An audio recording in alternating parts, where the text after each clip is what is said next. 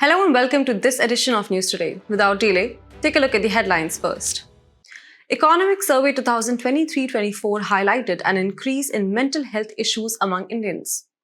International NOVA collaboration reveals new finding on neutrinos.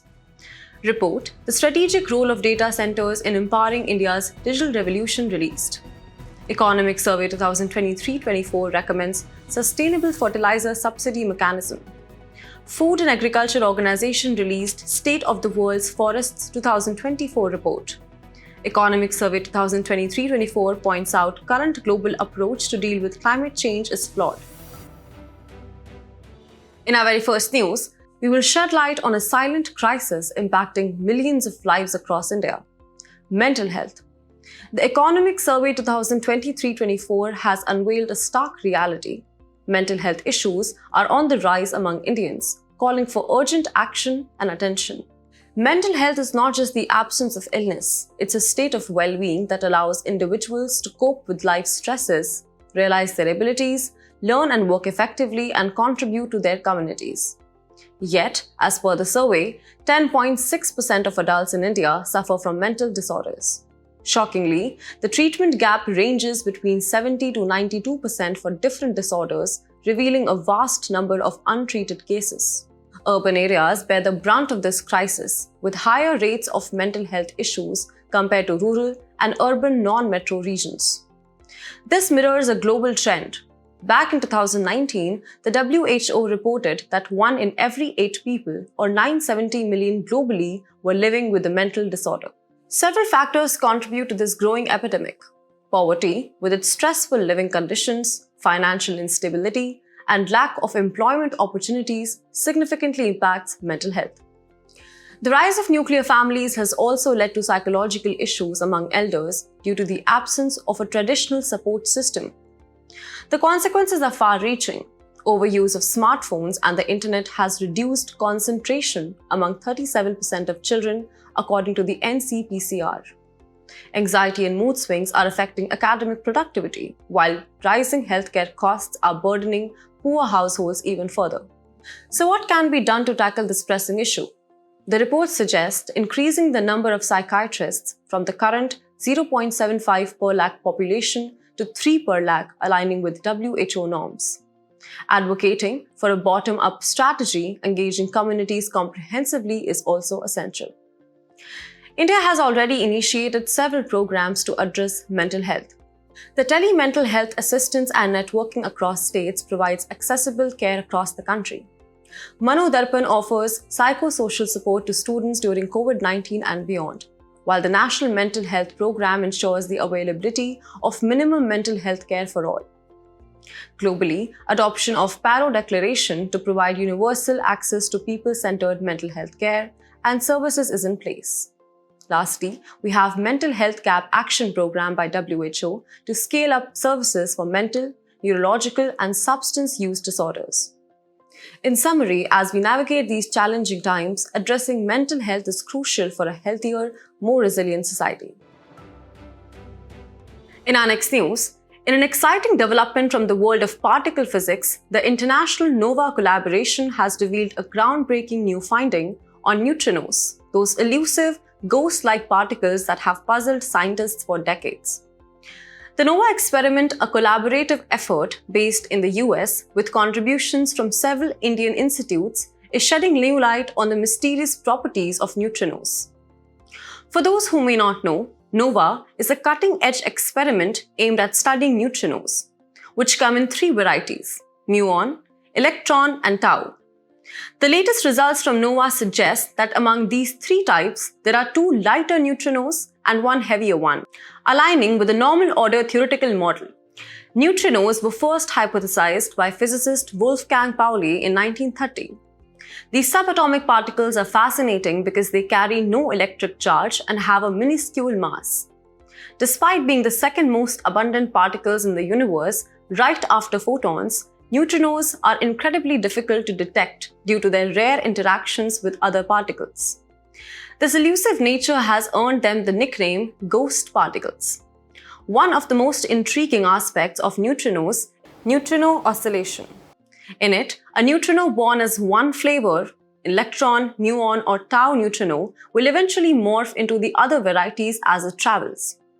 For instance, electron neutrinos emitted by the Sun can transform into muon and tau neutrinos by the time they reach the Earth. Neutrinos are produced when particles called leptons interact with matter. These are produced both naturally from events like the Big Bang, which can produce cosmological neutrinos, and artificially, such as during nuclear fission in reactors, which can produce reactor neutrinos. Understanding neutrinos is crucial for several reasons. They provide valuable insights into the formation and functioning of the universe. Furthermore, because neutrinos can pass through most matter untouched, they hold potential for revolutionary communication technologies capable of transmitting information across vast distances.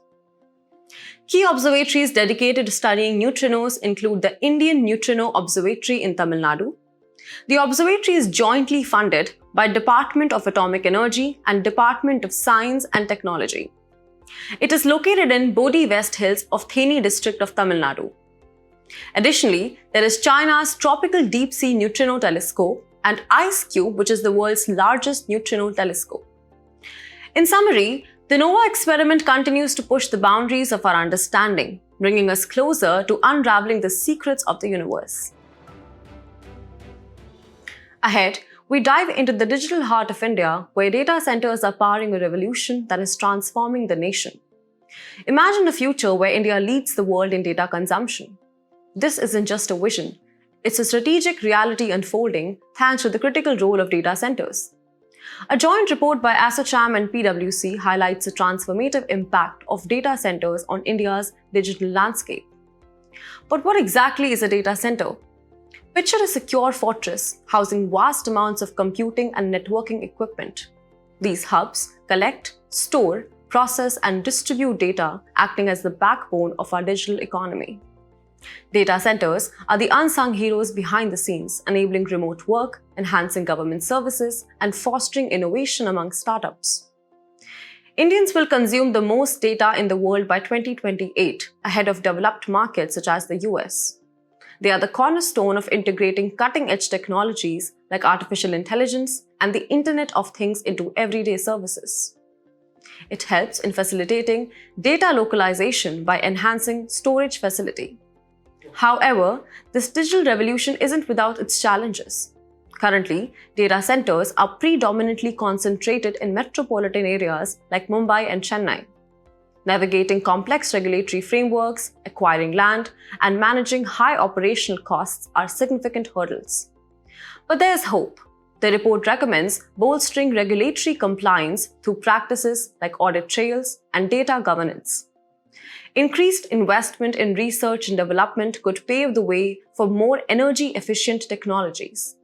And crucially, creating data center ecosystems in Tier 2 cities could decentralize this digital power. India is already taking steps to promote its data center ecosystem. Digital India 2015 provides for enhanced online infrastructure and internet connectivity. The Draft Data Center Policy 2020 seeks to promote domestic manufacturing of data center-related products. Apart from that, National Informatics Center or NIC has set up the state-of-the-art national data centers. Also, government has accorded infrastructure status to data centers with more than 5 megawatt capacity of IT load. States' policies like Maharashtra's IT and ITES Policy 2023 offers benefits to the data center industry. And lastly, India's first hyperscale data center, Yota D1, has been set up in Greater Noida, Uttar Pradesh. In our next news, we delve into an important topic from the latest economic survey, which calls for a sustainable fertilizer subsidy mechanism. Let's explore the issues with the current system and the recommendations for improvement. First, let's understand the existing setup. The union government calculates the recommended dose of fertilizer or RDF based on nutrient data from states. Fertilizers are then allocated to each state for the season. States distribute the fertilizers to farmers through dealers and primary agriculture cooperative societies using point-of-sale or POS devices. The Department of Fertilizers then pays subsidies to the fertilizer companies based on the quantity sold. But here's where things get tricky. The POS devices are not integrated with land records, meaning fertilizer can be purchased by anyone with Aadhaar, leading to misuse. There's no limit on the quantity a person or family can buy, resulting in overuse, non-agricultural use, and public resource wastage. This overuse of urea, which accounts for over 82% of nitrogenous fertilizers, has caused an imbalance in the NPK, that is nitrogen, phosphorus and potassium ratios, from 4:3.2:1 in 2009-10 to 7:2.8:1 in 2019-20. This imbalance deteriorates soil quality and poses health hazards. So what does the Economic Survey recommend to address these issues? Firstly, it suggests improving fertilizer targeting using AgriStack, a digital platform that integrates stakeholders to enhance agricultural outcomes. Secondly, ensuring subsidized fertilizers are sold to identified farmers based on land ownership and crop data is crucial. Thirdly, deciding adequate quantities based on parameters like land and crop data can prevent misuse and overuse. Lastly, promoting the use of e-rupee, a seamless one-time payment mechanism, can provide the necessary subsidy directly to the farmer, ensuring transparency and efficiency. In conclusion, the recommendations from the Economic Survey aim to create a more sustainable and efficient fertilizer subsidy mechanism. Ahead, we dive into the latest findings from the Food and Agriculture Organization as they release the State of the World's Forest 2024 report. This year's theme, Accelerating Forest Solutions Through Innovation, sets the stage for a detailed look at how forests are being managed and protected in our rapidly changing world. First, some good news. The rate of deforestation has declined. From 2015 to 2020, it dropped to 10.2 million hectares per year, down from 15.8 million hectares per year between 1990 and 2000. Notably, India stands out by ranking third for the average annual net gain in forest area from 2010 to 2020. Plus, non-timber forest products support the livelihoods of about 275 million people in India. But why is innovation crucial? Well, climate change brings stresses like wildfires and pests requiring new forest and land management strategies. A shift towards a bioeconomy, a zero-carbon bioeconomy to be precise, calls for innovative uses of wood-based products. And let's not forget the opportunity from non-wood forest products. Many wild forest foods, including fish, are rich in micronutrients and highly nutritious. Let's explore the 5 types of innovations boosting the potential of forests and trees to tackle global challenges. First is technological innovations. Technologies like remote sensing and cloud computing generate high-quality forest data, improving forest management processes. Examples include NASA and ESA's Landsat and Copernicus programs. Second is social, policy, and institutional innovations. These interconnected innovations aim to engage women, youth, and indigenous people more effectively. For instance, India's Joint Forest Management Program mandates the 1/3 of committee members be female. Third is financial innovations. These innovations increase the value of standing forests and boost restoration efforts. A notable example is the SCRIPT or Soft Commodity Risk Platform. However, developing these innovations isn't without challenges. There's a lack of an innovation culture which discourages curiosity, creativity, and risk-taking. We also face capital limitations such as deficient skills, limited access to forests, and restricted tenure rights. Additionally, a lack of policy support hampers technology adoption. So what can we do to overcome these barriers? Recognizing and rewarding innovation can foster a more conducive culture. Boosting skills, capabilities, and knowledge ensures that forest sector stakeholders can manage and adopt innovations. Providing opportunities for knowledge and technology transfer, along with building appropriate safeguards, is also crucial. And of course, ensuring universally accessible financial resources is essential. In conclusion, while the FAO's State of the World's Forest 2024 report brings a mix of challenges and opportunities, one thing is clear: innovation is the key. In our next news, we are diving into a crucial topic from the Economic Survey 2023-24 that critiques the current global approach to dealing with climate change, labeling it as flawed. So what exactly is going wrong on the global stage? Let's break it down. Firstly, there's inadequate funding. Developed countries pledged only $100 billion by 2020, but developing nations need around $6 trillion by 2030 to meet just half of their climate targets. This gap is immense and problematic. Next, the global approach often ignores per capita emissions data. For instance, India, the world's third largest emitter, is urged to take greater responsibility despite its low per capita emissions and cumulative historical contribution, which is only 4% of global emissions from 1850 to 2019. Another flaw is the overestimation of risk associated with nuclear energy. Although it's one of the cleanest and safest options, public fear due to rare accidents like Chernobyl and Fukushima hinders its adoption.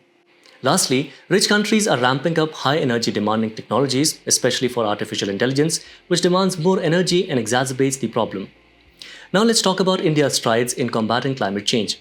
Between 2005 and 2019, India created a carbon sink of about 1.97 billion tons of CO2 equivalent.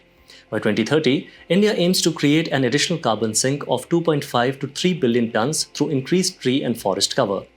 India has also enhanced its target to reduce the emissions intensity of its GDP by 45% by 2030, up from the previous target of 33 to 35% based on 2005 levels. Moreover, the Mission Life initiative focuses on bringing about behavioral changes in individuals to combat climate change effectively. So what's the way forward? Developing countries like India need to follow their own paths, balancing developmental goals with meaningful climate action. The global movement on climate change must accommodate sovereign choices and economic needs, but should be centered on individual behavior.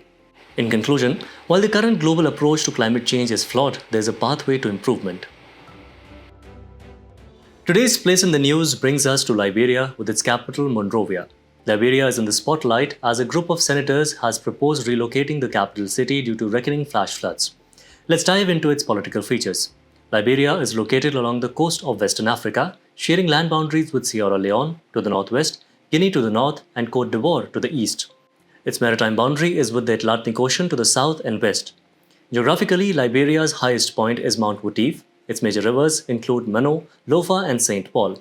The country experiences a tropical climate with hot, humid conditions and dry winters featuring hot days.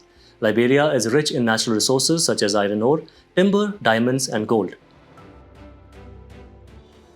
As we conclude today's main news, let's take a look at some quick updates. Atal Innovation Mission (AIM) and WIPO signed a letter of intent towards building joint innovation programs in Global South. WIPO was established in 1967. It is the UN agency that aims to encourage creative activity to promote protection of intellectual property throughout the world. India's growing reputation as the preferred destination for global capability centers by multinational corporations has significantly boosted services exports. These are also known as global in-house centers or captive centers. Indian sovereign green bonds hardly received any green premium from private investors according to Economic Survey 2023-24. Green premium refers to pricing benefits based on the logic that investors are willing to pay extra or accept lower yields in exchange for sustainable impact. India will apply for licenses from International Seabed Authority to explore deep sea minerals in Clarion-Clipperton Zone of Pacific Ocean for critical minerals. It is a region spanning 5,000 kilometers across the central Pacific Ocean at depths of 4,000 to 5,500 meters. Green Climate Fund approves several projects in developing countries, including a project in India called the Financing, Mitigation and Adaptation Projects or FMAP.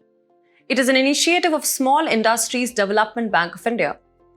NASA's Curiosity rover discovers yellowish-green crystals of pure sulfur on Mars. Curiosity's mission 2011 was launched to study where and when the planet's ancient terrain could have provided the nutrients needed for microbial life. Scientists have uncovered a new strain of lactic acid bacterium that could be a promising probiotic for food and pharmaceutical industry. Probiotics are live microorganisms that are intended to have health benefits when consumed or applied to body. Coal India Limited got its first critical mineral asset, a graphite block in Madhya Pradesh. Graphite is crystalline allotropes of carbon. Other carbon allotropes include diamond and fullerene.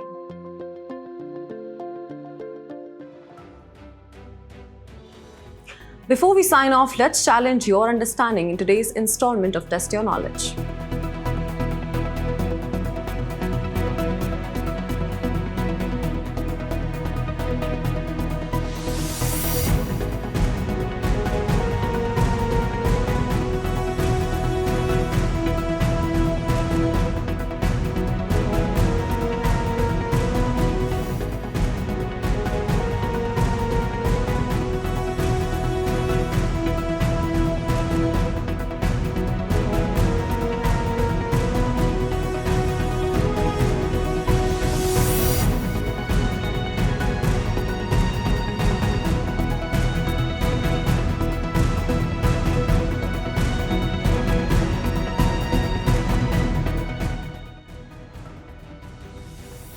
Thank you for joining us. We hope you found this episode of News Today engaging. For the solutions to the quiz and to access the PDF version, remember to visit the links in the description below.